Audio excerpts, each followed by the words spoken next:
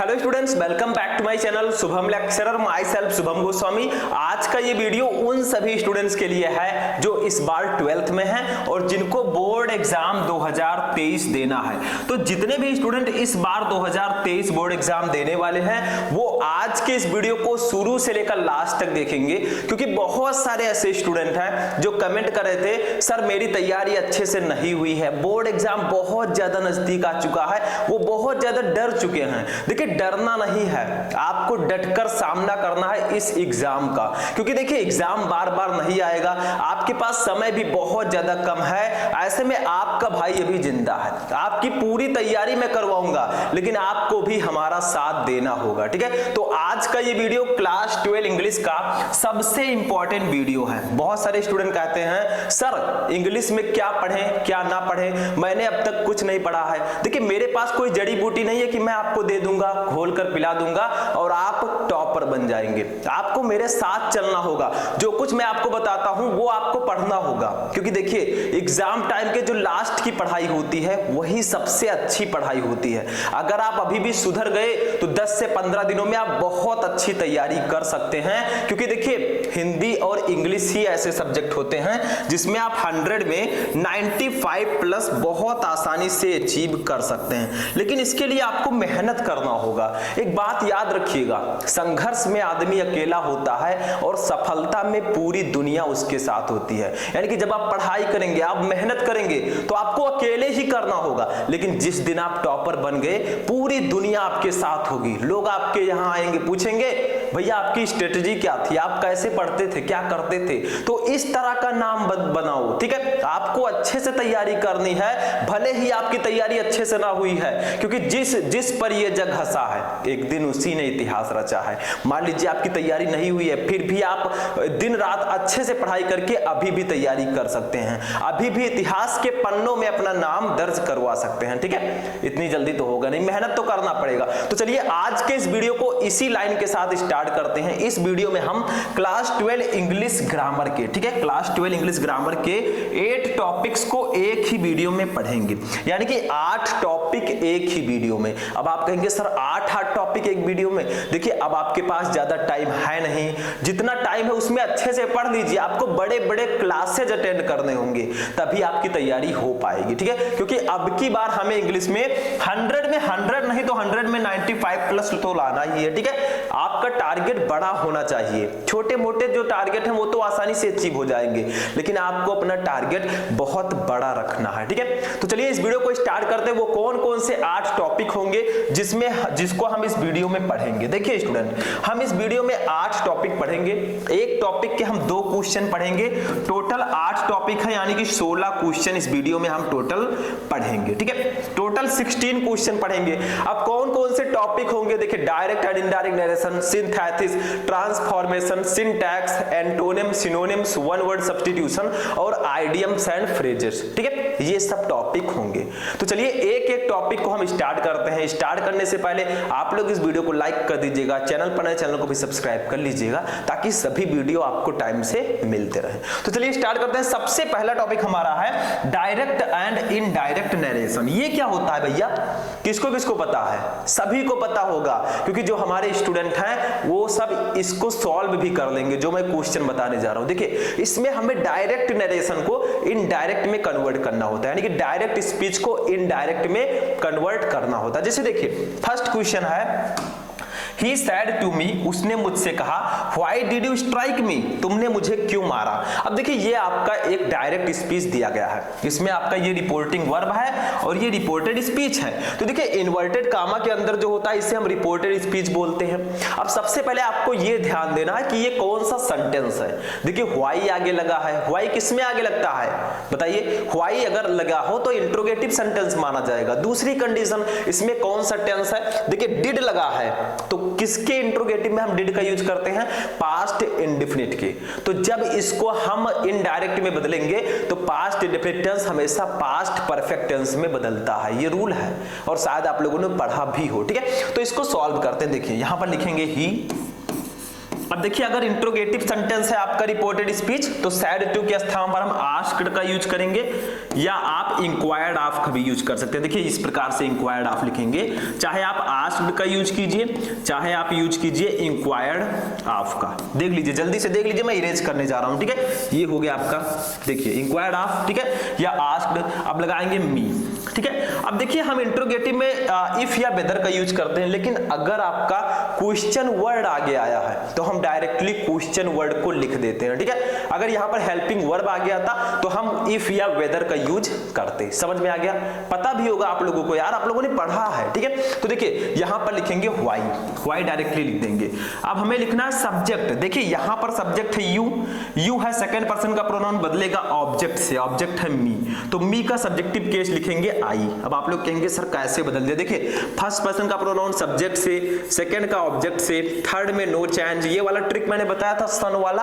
तो you second person का pronoun है, बदलेगा ऑब्जेक्ट से, ऑब्जेक्ट है मी का सब्जेक्टिव केस लिखेंगे आई, ठीक है। अब ये पास्ट इंडेफिनिट टेंस है, जब इसे इनडायरेक्ट में बदलेंगे तो पास्ट परफेक्ट टेंस में कन्वर्ट होगा। पास्ट परफेक्ट टेंस में हम हैड का यूज करते हैं और वर्ब का थर्ड फॉर्म यूज करते हैं। तो स्ट्राइक का थर्ड फॉर्म क्या हो जाएगा? देखिए स्ट्राइकन, इस प्रकार से, ठीक है। स्ट्राइक का थर्ड फॉर्म हो जाएगा स्ट्राइकन, इस प्रकार से लिखना है। मी देखिए फर्स्ट पर्सन का प्रोनाउन है, बदलेगा सब्जेक्ट से, सब्जेक्ट है ही, तो मी के स्थान पर लिख देंगे ही, के लिए हम हिम यूज करेंगे, ठीक है। तो इस प्रकार से ये इनडायरेक्ट में कन्वर्ट हो चुका है। देखिए समझा रहा हूं इसीलिए थोड़ा टाइम लग रहा है, क्योंकि मेरा पर्पस होता है कि आप लोग चीजों को समझें, उसको बारीकी से समझें। जब तक समझेंगे नहीं तब तक आप सॉल्व नहीं कर पाएंगे, ठीक है। तो यहां पर हो जाएगा he asked me why I had stricken him, ठीक है, बस हो गया। ये आपका बदल जाएगा इनडायरेक्ट स्पीच में। इसको नोट कर लीजिए, आप लोग नोट कर सकते हैं, ठीक है। वीडियो को पॉज करके हो गया। चलिए दूसरा देखते हैं। दूसरा हमारा है, देखिए the boy said to the teacher, यानी कि लड़के ने अध्यापक से कहा, ठीक है, प्लीज हेल्प अस, कृपया हमारी सहायता करें, ठीक है। ये आपका है कौन सा सेंटेंस है बताइए? ये तो आपका रिपोर्टिंग वर्ब है, लेकिन जो आपका रिपोर्टेड स्पीच है इन्वर्टेड कामा के अंदर, ये कौन सा सेंटेंस है? देखिए प्लीज हेल्प अस, ये है इंपरेटिव सेंटेंस, क्योंकि प्लीज लग गया है, आपसे रिक्वेस्ट किया जा रहा है। तो यहां पर ये कौन सा सेंटेंस होगा? इंपरेटिव सेंटेंस, ठीक है। तो इसको कैसे लिखेंगे? देखिए लिखेंगे द बॉय, ठीक है। अब सैड टू के स्थान पर यहां पर क्या लिखेंगे? देखिए प्लीज हेल्प अस, यानी कि रिक्वेस्ट किया जा रहा है, कृपया हमारी सहायता करें, तो सैड टू के स्थान पर हम रिक्वेस्टेड लिखेंगे। इंपरेटिव सेंटेंस में हम सेंटेंस के भाव के अनुसार लिखते हैं। जैसे ऑर्डर दिया जाता तो हम ऑर्डर्ड लिखते, एडवाइस दिया जाता तो हम एडवाइस्ड लिखते। अब यहां पर रिक्वेस्ट किया जा रहा है तो हम रिक्वेस्टेड लिखेंगे, ठीक है। तो द बॉय रिक्वेस्टेड, ठीक है। द टीचर, ठीक है। अब देखिए यहां पर हम क्या यूज करेंगे? देखिए इंपरेटिव सेंटेंस में ना तो हम दैट का यूज करते हैं, ना तो इफ या वेदर का यूज करते हैं, हम यहां पर टू का यूज करते हैं। किसका? टू का, ठीक है। तो टू हेल्प, ठीक है। अब अस का मतलब कई लोग हैं, तो अस हमेशा देम में बदलेगा, ठीक है, देम, ये हो जाएगा। तो लिखेंगे the boy requested the teacher to help them, बस हो गया, ठीक है। ये आपका बदल चुका है इनडायरेक्ट स्पीच में, हो गया। तो डायरेक्ट एंड इनडायरेक्ट स्पीच के हमने 2 क्वेश्चन पढ़े, अभी तो 7 टॉपिक है। अभी तो हमने सिर्फ डायरेक्ट एंड इनडायरेक्ट स्पीच पढ़ा है, ठीक है। अब हम पढ़ेंगे सेकेंड टॉपिक, चलिए देखते हैं क्या है, इसको नोट कर लीजिएगा। नेक्स्ट क्वेश्चन, नेक्स्ट हमारा है सिंथेसिस। सिंथेसिस का मतलब क्या होता है स्टूडेंट? सिंथेसिस का मतलब होता है 2 या 2 से अधिक सेंटेंसेस को जोड़कर एक सेंटेंस बनाना। वो भी कौन सा सेंटेंस?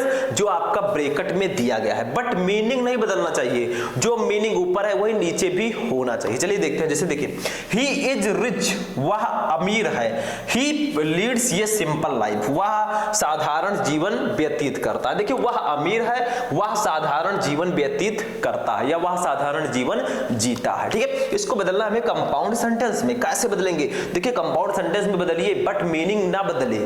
कैसे बदलेंगे? डरिए मत यार, हम है ना, आपका भाई अभी जिंदा है ना, ठीक। तो चलिए देखते हैं इसको कैसे बदलेंगे हम लोग। लिखेंगे ही इज रिच, ठीक है, ही इज रिच। बीच में हम क्या लगा देंगे? बीच में लगा देंगे एट लगा देंगे, ठीक है। क्या लगा देंगे? एट। एट का मतलब होता है फिर भी yet he leads, yet leads a simple life, a simple life, ठीक है। तो इसका मतलब क्या होगा? देखिए दोनों सेंटेंस को जोड़कर मैंने एक सेंटेंस बना दिया, वो भी कंपाउंड सेंटेंस, क्योंकि इसके बीच में मैंने एट का यूज कर दिया है। देखिए ही इज रिच, वह अमीर है, एट फिर भी लीड्स ये सिंपल लाइफ, वह साधारण जीवन जीता है, ठीक है। तो he is rich yet leads ये सिंपल लाइफ। देखिए यहां पर ही हमने लगा दिया, यहां पर लगाने की कोई जरूरत नहीं है, ठीक है, समझ में आ गया। तो ही इज रिच, वह अमीर है, एट लीड्स ये सिंपल लाइफ, फिर भी एक साधारण जीवन जीता है, ठीक हो गया। कोई प्रॉब्लम तो नहीं है? देखिए प्रॉब्लम नहीं होना चाहिए, हर प्रॉब्लम का सॉल्यूशन है हम, ठीक है, क्योंकि माय नेम इज शुभम, ठीक है। समझ में आया? ये एक जोक्स था, बस आपको ध्यान से पढ़ना है, बीच बीच में आपको हंसाना भी जरूरी है, तभी आप लोग थोड़ा समझ में आएंगे, नहीं तो आपको नींद आने लगेगी, क्योंकि नींद जो है, नींद, आलस्य, ये सब इंसान को बर्बाद कर देते हैं, ठीक है। तो इन सबसे दूर रहिए। चलिए आगे बढ़ते हैं। सेकंड, इसमें सेकंड क्या है? देखिए क्या है? Delhi is an old city, Delhi एक पुराना शहर है। It is the capital of India, यह भारत की राजधानी है। तो दिल्ली एक पुराना शहर है, यह भारत की राजधानी है। इसको हमें बदलना है सिंपल सेंटेंस में। कैसे बदलेंगे मेरे स्टूडेंट्स, बताइए? दिल्ली एक पुराना शहर है, यह भारत की राजधानी है, इसको बदलिए सिंपल सेंटेंस में। तो चलिए बदल देते हैं, ठीक है, कुछ है नहीं इसमें, तो लिखेंगे दिल्ली, ठीक है। फिर इसकी विशेषता लिखेंगे, ऐसे कॉमा लगा देंगे, फिर इसकी विशेषता लिखेंगे एन ओल्ड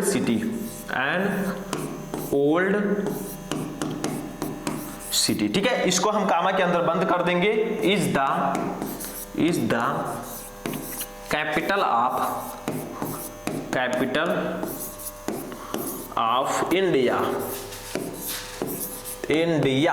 हमारा India, our India is great, ठीक है। तो Delhi and old city is the capital of India, यानी कि दिल्ली एक पुराना शहर भारत की राजधानी है। तो कुछ इस प्रकार से हम लिख देंगे, दिल्ली पहले लिखेंगे, फिर उसकी विशेषता लिखेंगे कॉमा के अंदर, फिर ऐसे लिख देंगे, ठीक है। ये हो जाएगा सिंपल सेंटेंस, हो गया। कोई प्रॉब्लम तो नहीं है? देखिए प्रॉब्लम नहीं होना चाहिए, जो कुछ मैं आपको बता रहा हूं ध्यान से समझिए। मान लीजिए क्वेश्चन आ गया तब तो ठीक है, बहुत अच्छी बात है, लेकिन अगर ये क्वेश्चन नहीं आया तो इससे रिलेटेड क्वेश्चन आ गया तो भी आप सॉल्व कर लेंगे, क्योंकि आप जो रूल्स मैं बता रहा हूं, जो थोड़ा बहुत रूल्स बता रहा हूं, उसको आप समझने का प्रयास कीजिए, ठीक है। आगे देखते हैं नेक्स्ट टॉपिक। देखिए नेक्स्ट हमारा है ट्रांसफॉर्मेशन ऑफ सेंटेंसेज। ये क्या होता है? इसको हमें ट्रांसफॉर्म करना होता है, सिंपल सा है, यानी कि जो आपको दिया गया है, जो ब्रैकेट में दिया गया उसमें ट्रांसफॉर्म कीजिए, बस इतना सा करना है। नहीं कर सकते? कर सकते, you can do it, nothing is impossible in life. हमारे जीवन में कुछ भी असंभव नहीं है। तो ये छोटा सा सेंटेंस क्या है? चलिए सॉल्व कर लेते हैं, ठीक है। फर्स्ट देखिए, Madan writes a letter, Madan एक पत्र लिखता है, इसको बदलना है पैसिव वॉइस में। कैसे बदलेंगे? तो बताइए प्रेजेंट इंडेफिनिट टेंस को हम पैसिव वॉइस में कैसे बदलते हैं? कोई भी टेंस है, पैसिव वॉइस में अगर बदलना है तो सबसे पहले ऑब्जेक्ट लिखना होगा, ठीक है। तो यहां पर देखिए Madan writes a letter, Madan एक पत्र लिखता है। कौन लिखता है? मदन, ये सब्जेक्ट हो जाएगा। क्या लिखता है? एक पत्र, ये आपका ऑब्जेक्ट हो जाएगा। समझ में आया? क्या का प्रश्न करने पर आपको ऑब्जेक्ट मिलेगा, कौन या कौन का प्रश्न करने पर आपको सब्जेक्ट मिल जाएगा, ठीक है। समझ रहे हैं ना? बहुत पहले से आप पढ़ रहे हैं कि सब्जेक्ट ऑब्जेक्ट क्या होता है, कैसे इसको पहचाने, ठीक है। तो यहां पर पहले हम ऑब्जेक्ट लिखेंगे क्योंकि पैसिव वॉइस में हमें बदलना है। तो लिखेंगे ये लेटर, ठीक है। अब देखिए जब हम प्रेजेंट इंडेफिनिट टेंस को पैसिव वॉइस में बदलते हैं तो इज आरएम का यूज करते हैं और वर्ब का थर्ड फॉर्म यूज करते हैं। तो देखिए यहां पर लिखेंगे इज वर्ब का थर्ड फॉर्म, राइट का थर्ड फॉर्म हो जाएगा रिटन, ये लेटर इज रिटन, ठीक है। अब सब्जेक्ट का क्या करेंगे? क्या सब्जेक्ट को हटा देंगे? नहीं, इसको बाई लगाकर सब्जेक्ट लिख देंगे। तो बाई मदन, ठीक है, बाई मदन। तो ये letter is written by Madan, ठीक है, बस हो गया। कोई प्रॉब्लम तो नहीं है? तो ये आपका हो जाएगा पैसिव वॉइस। तो जब भी हम प्रेजेंट इंडेफिनिट टेंस का पैसिव वॉइस बनाएंगे तो पहले ऑब्जेक्ट लिखेंगे, फिर इज आरएम लगाएंगे, लेटर के साथ इज लगाएंगे, वर्ब का थर्ड फॉर्म बाय लगाकर सब्जेक्ट को लिख देंगे। हो गया, बदल गया, ठीक है। चलिए नेक्स्ट देखते हैं, इसमें दूसरा क्वेश्चन देखते हैं। दूसरा देखिए, the Taj Mahal is very beautiful, यानी कि ताजमहल बहुत सुंदर है, ठीक है। सबको पता है यार, बहुत सुंदर है ताजमहल। क्या आप गए हैं ताजमहल देखने आगरा? कितने लोग गए हैं कमेंट करके बताइएगा। हम तो नहीं गए अभी, लेकिन जाएंगे, क्योंकि इतना सुंदर चीज देखने कौन नहीं जाएगा, ठीक है? तो हम जाएंगे जरूर। तो देखिए, the Taj Mahal is very beautiful. Taj Mahal बहुत सुंदर है। इसको हमें बदलना है एक्सक्लामेटरी में। कैसे बदलेंगे? तो यहां पर कुछ नहीं है, पहले हाउ लिख देंगे, how beautiful, how beautiful, beautiful the Taj Mahal, the Taj Mahal is. How beautiful the Taj Mahal is. Taj Mahal कितना सुंदर है, ठीक है? तो यहां पर हाउ हमने लिख दिया और ब्यूटीफुल लिख दिया, उसकी विशेषता द ताजमहल इज, और लास्ट में हमने एक्सक्लामेशन मार्क लगा दिया। ये एक्सक्लामेटरी में कन्वर्ट हो चुका है। हो गया? कुछ नहीं है, बस सीखने का प्रयास कीजिए। You have to learn more and more, ठीक है? ज्यादा से ज्यादा पढ़िए, बुक से अपने प्यार कीजिए। अब समय नहीं है, ठीक है?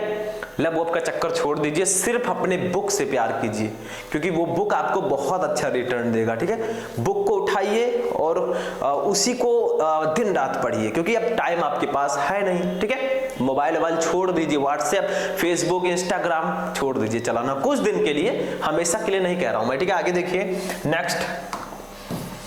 नेक्स्ट हमारा सिंटैक्स। सिंटैक्स का मतलब क्या होता है स्टूडेंट? सिंटैक्स का मतलब होता है करेक्शन ऑफ सेंटेंसेज। अगर सेंटेंस में कुछ गलतियां हैं उसको सही कीजिए, ठीक है? अब हमारे अंदर कुछ गलतियां हो तो कैसे सही करेंगे? नहीं कर पाएंगे ना। तो ये सेंटेंस है, इसमें गलतियां, उसको सही करना होगा। हिंदी में हम क्या बोलते हैं इसको? वाक्य संशोधन। हिंदी व्याकरण में पढ़ते होंगे वाक्य संशोधन, समझ में आया? वही चीज यहां पर भी है, बट इंग्लिश में है। तो देखिए, द न्यूज आर करेक्ट, यानी कि खबर सही है। अब देखिए, न्यूज में यस देखकर इसको प्लूरल मत समझिएगा, ठीक है? बहुत सारे स्टूडेंट क्या करते हैं, अरे यस लगा है, इसका मतलब ये प्लूरल है। ऐसा बिल्कुल नहीं है। देखिए, द न्यूज आर नहीं लगाएंगे, यहां पर इज लगाएंगे। The news is correct, the news is correct, that's a right answer. तो ये गलत था मेरे भाई, ये सही है, ठीक है? क्योंकि देखिए, न्यूज में डब्ल्यू में यस देखकर आप आर कभी मत लगाइएगा, क्योंकि वो चीज केवल दिखावटी है। इसके साथ हम इज का यूज करेंगे, इज, ठीक है? तो द न्यूज इज करेक्ट, खबर सही है, ठीक है? तो ये आपका सेंटेंस भी सही है, ठीक है? आगे बढ़ते हैं। नेक्स्ट हमारा है, देखिए, नेक्स्ट है he reached to the railway station in time, यानी कि वह समय से रेलवे स्टेशन पहुंचा, ठीक है? वह समय से रेलवे स्टेशन पहुंचा। अब बहुत सारे जो हमारे ब्रिलियंट स्टूडेंट है वो कहेंगे, अरे सर जी ये तो पूरा सही लग रहा है, इसमें गलती है ही नहीं, ऐसा कैसे आपने दे दिया? तो देखिए, इसमें गलती है थोड़ा सा। देखिए, लिखेंगे ही रीच्ड, ही रीच्ड, ठीक है? यहां से टू हम हटा देंगे मेरे स्टूडेंट, टू हटा देंगे, द लिखेंगे केवल। तो ही reached the railway station, railway station in time, in time, यानी कि वह समय से रेलवे स्टेशन पहुंचा। ये आपका बिल्कुल सही होगा, दैट्स राइट, ठीक है? तो टू हटा दीजिए, ही reached the railway station in time, बस हो गया, सिंपल सा है, नो प्रॉब्लम, ठीक है? आगे बढ़ते हैं। नेक्स्ट क्वेश्चन, नेक्स्ट टॉपिक हम देखेंगे स्टूडेंट। नेक्स्ट टॉपिक हमारा है आइडियम्स एंड फ्रेजेस। हिंदी में क्या बोलते हैं इसको? पढ़े हैं कि नहीं पढ़े आप हिंदी व्याकरण में? मुहावरे एवं लोकोक्तियां।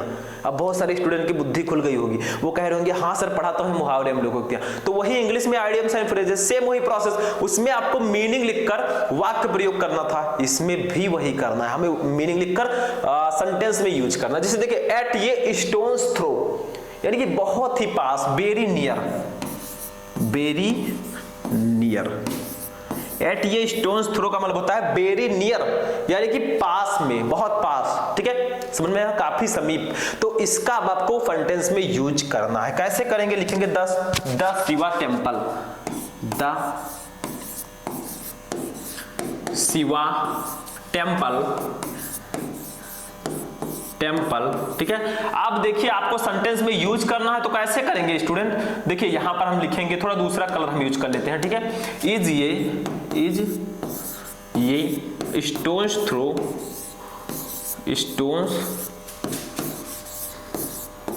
थ्रू, ठीक है, ये हमने लिख दिया। ये मैं कलर क्यों चेंज कर रहा हूं ताकि आपको समझ में आए, ठीक है। इज ये stones throw from my house, from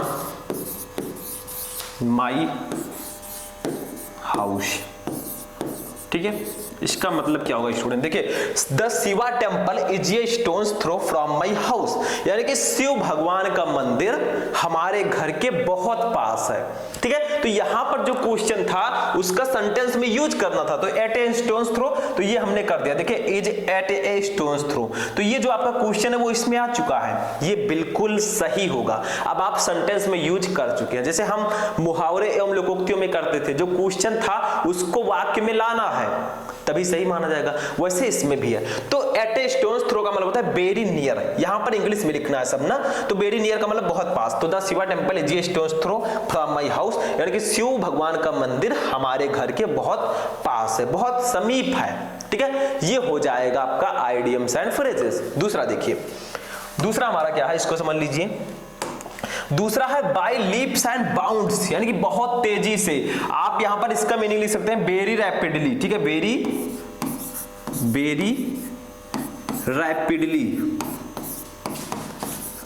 rapidly, बहुत तेजी से। बाय लीप्स एंड बाउंड्स, यानी कि वेरी रैपिडली, इसका मतलब होगा बहुत तेजी से, ठीक है। तो यहां पर लिखेंगे हम इंडिया इज मेकिंग प्रोग्रेस, ठीक है, मेकिंग प्रोग्रेस, ठीक है। इंडिया इज मेकिंग प्रोग्रेस, ठीक है। अब लास्ट में क्या लिखेंगे जो हमें लिखना चाहिए, बाय लीप्स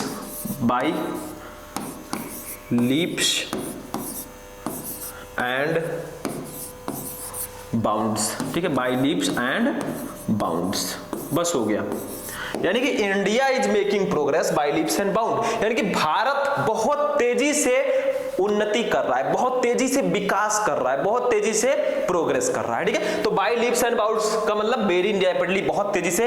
तो India is making progress by leaps and bounds, यानी कि भारत बहुत तेजी से विकास कर रहा है, उन्नति कर रहा है। हमें भी पता है हम भी उन्नति कर रहे हैं और वो हमारा भारत भी उन्नति कर रहा है, क्योंकि आवर कंट्री इज ग्रेट, ठीक है। आप लोग भी कहिए माय कंट्री इज ग्रेट, ठीक है तो कहेंगे, ठीक है। आगे बढ़ते हैं, नेक्स्ट टॉपिक हमारा क्या है स्टूडेंट्स, इसको भी देखिए। एंटोनिम्स, एंटोनिम्स का मतलब क्या होता है बताइए, कितने स्टूडेंट को पता है एंटोनिम्स का मतलब? देखिए एंटोनिम्स का मतलब होता है विपरीतार्थक शब्द, यानी कि विलोम शब्द, हिंदी में पढ़ा होगा आपने।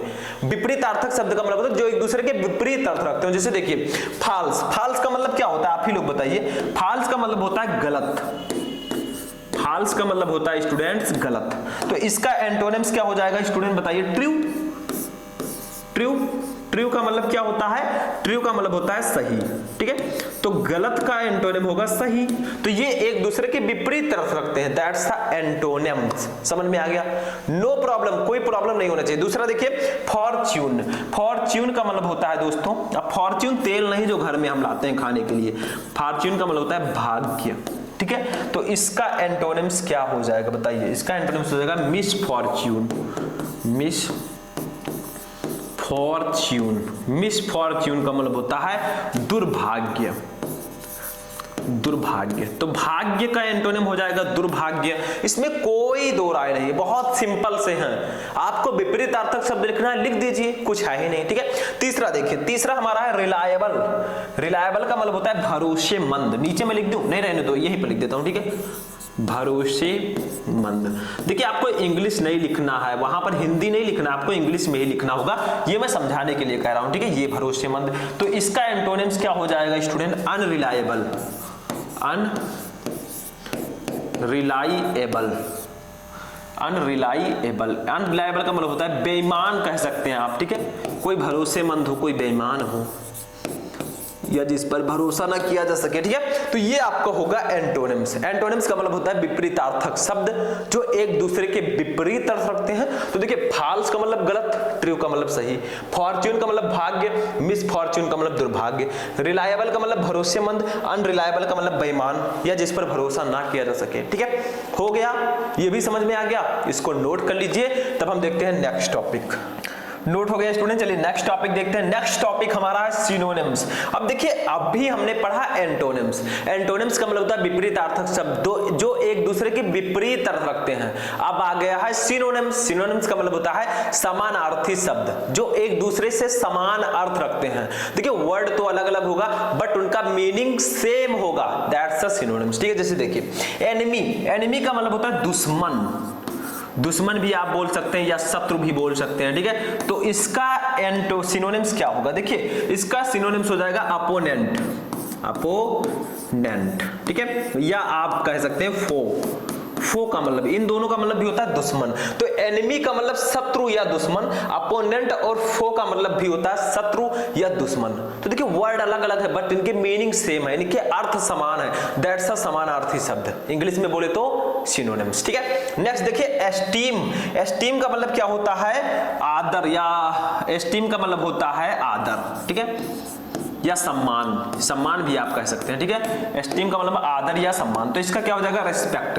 देखिए रेस्पेक्ट का मतलब भी आदर या सम्मान होता है, रेस्पेक्ट। ठीक है, या आप लिख सकते हैं ऑनर, ऑनर। इन दोनों का मतलब भी होता है सम्मान या आदर। ठीक है, तो एस्टीम का मतलब सम्मान या आदर, रेस्पेक्ट और ऑनर का मतलब भी होता है सम्मान या आदर। ठीक है, you have to respect your elders.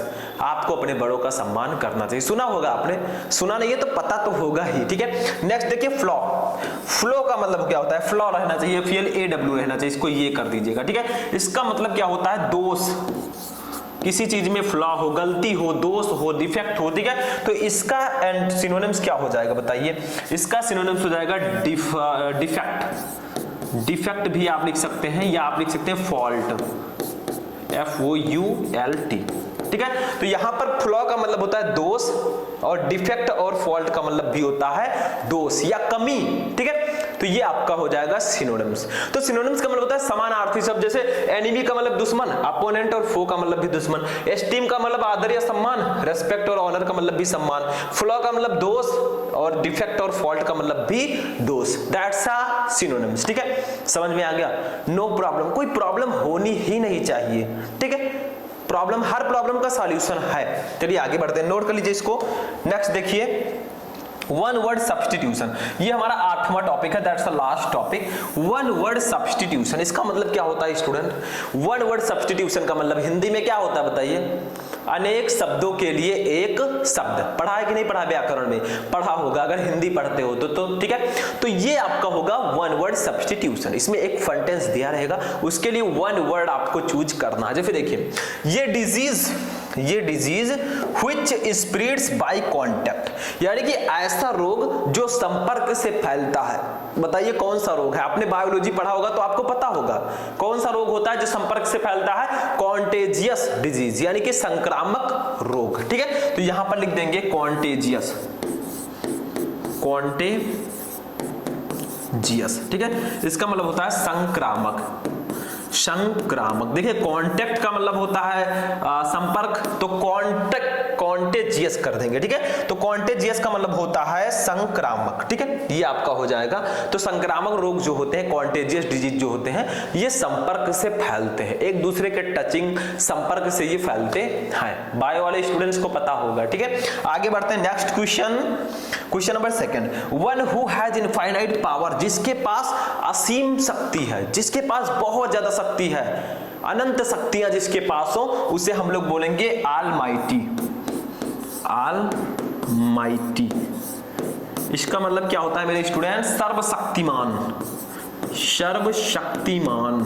ठीक है, शक्तिमान के बारे में तो आप लोगों ने सुना होगा, ये एक सीरियल था जिसको बहुत सारे लोगों ने देखा होगा अपने बचपन में, शक्तिमान। ठीक है, सुना है कि नहीं सुना है? बहुत सारे बच्चों ने देखा भी होगा। तो almighty, one who has infinite power, जिसके पास असीम शक्तियां हैं, उसे हम ऑलमाइटी बोलेंगे, सर्वशक्तिमान। और जो शक्तिमान थे वो क्या करते थे? घूम के चले जाते थे। ठीक है, देखा है कि नहीं? वो उनके पास शक्तियां थी, तो समझ में आया, कुछ कम थी, अब इनके पास बहुत शक्तियां, तो ये सर्वशक्तिमान होंगे सभी से ज्यादा। ठीक है, आगे बढ़ते हैं नेक्स्ट तीसरा क्वेश्चन। इसमें तीन क्वेश्चन हम पढ़ेंगे। Offence of stealing a person, यानी कि किसी व्यक्ति को चुराने का अपराध। देखिए आपने वस्तुओं को चुराते हुए देखा होगा, ठीक है, लेकिन अब व्यक्तियों को भी चुरा लेते हैं लोग। सुना है किडनैपिंग, मूवीज में आप देखते होंगे, किडनैप कर लिया जाता है, उनको चुरा लिया जाता है, फिर कहते हैं 10 लाख दोगे तभी छोड़ेंगे भैया। सुना है कि नहीं सुना है? बहुत सारे लोगों ने सुना होगा, और मूवीज में ऐसा अक्सर होता है। ठीक है, तो ये offence of stealing a person, किसी व्यक्ति को चुराने का अपराध, उसको हम लोग बोलेंगे किडनैप। किडनैप सुना होगा, किडनैप कर लिया मैंने आपके बच्चे को, 10 लाख दो और ले जाओ। इसका मतलब होता है अपहरण करना, अपहरण करना। ठीक है, तो ये अपहरण करना किडनैप, ठीक है, किसी व्यक्ति को चुराने का अपराध। ठीक है, तो ये हमारा 8 नंबर टॉपिक था। देखिए मैंने कुछ टॉपिक के 3 क्वेश्चंस को भी बताया, ठीक है, ताकि आपकी तैयारी और भी बेटर हो सके। The more you get the more you want, जितना ज्यादा आप क्वेश्चन पढ़ेंगे उतना ही अच्छा होगा आप, क्योंकि टाइम ज्यादा नहीं है। ठीक है, तो आज का ये इंटरेस्टिंग वीडियो यहीं पर फिनिश होता है। आप लोग इस वीडियो को लाइक कर दीजिएगा, चैनल पर नए चैनल को सब्सक्राइब कर लीजिएगा। चलिए हम मिलते हैं किसी नेक्स्ट वीडियो में नेक्स्ट टॉपिक के साथ, तब तक के लिए जय हिंद।